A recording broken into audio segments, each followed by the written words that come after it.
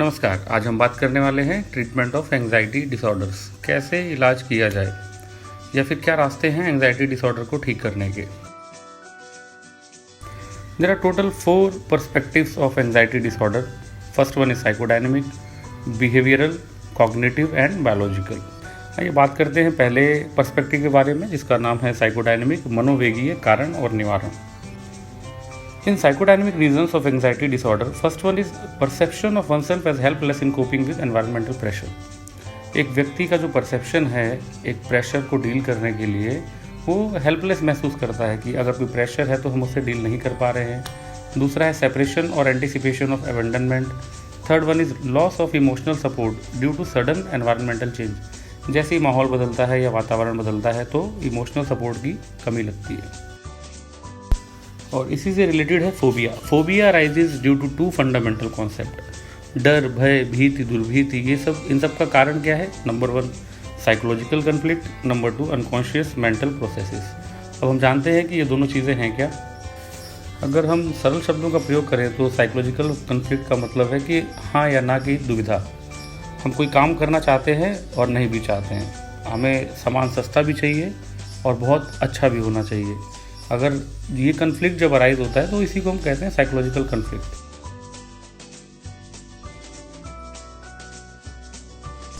Now we'll talk about treatment in psychodynamic view.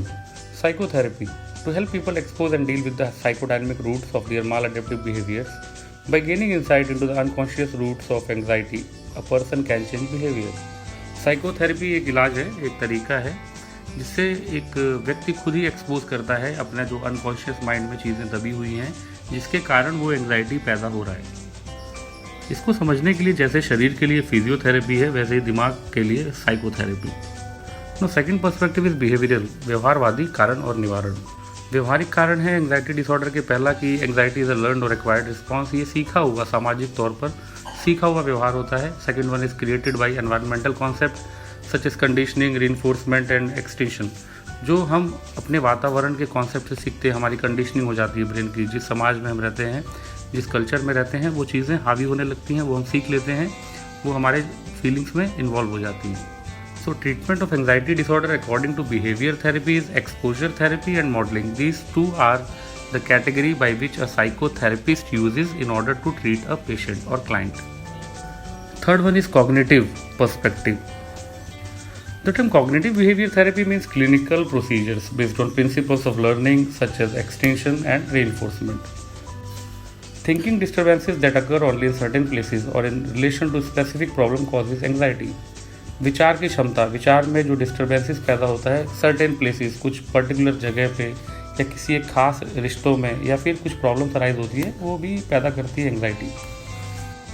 Now comes cognitive therapy. The first step is conceptualizing the patient's problem. Psychotherapist patient की समस्या को conceptualise करता है, उनको बहुत सारे मुद्दों को जोड़कर एक कॉन्सेप्ट बनाता है कि समस्या की जड़ क्या है। Next one is choosing strategies and tactics to deal with the problem. एक स्ट्रेटजी बनाई जाती है जिसमें क्लाइंट और साइकोथेरेपिस्ट दोनों मिलकर काम करते हैं। And then assessing the effectiveness, जो भी स्ट्रेटजी बनाई गई है उसका कितना असर पड़ रहा है, ये भी इसका एक इम्पॉर्टेंट स्टेप होता है। CBT के इस्तेमाल से पेशेंट डेवलप करता है एक बदला हुआ, सुधरा हुआ, रिफाइंड तरीका सोचने का और ऐसे विचार या ऐसे तरीके जो सिचुएशंस को डील करते हैं और कम एंग्जाइटी पैदा करते हैं। Now comes last one, that is biological, जैविक perspective of treating anxiety disorder. So drug therapies we commonly use, दवाइयों की मदद से भी एंग्जाइटी डिसऑर्डर का ट्रीटमेंट होता है। So concluding this small clip, we are able to know that psychodynamic view कहता है कि जो अनकॉन्शियस फीलिंग है वो जब हमारी अवेयरनेस में एंटर करती हैं तो चीज़ें दबी हुई हैं दिमाग में अनकॉन्शियसली, जब वो अवेयरनेस में आती हैं तो ये एक एंग्जाइटी डिसऑर्डर का कारण बनती है। And behaviour perspective says that they are learn behaviour. And cognitive therapies includes cognitive restructuring, thought stopping and cognitive rehearsal. All these are the psychotherapist way to help patient to deal with anxiety. Biological perspective says like we can use drugs or medicine in order to treat anxiety disorder. So finally, it is desirable to use a combination of methods. It may be cognitive behavior therapy, or it may be behavioral therapy, or using of medicines, or any combination can work out for a patient.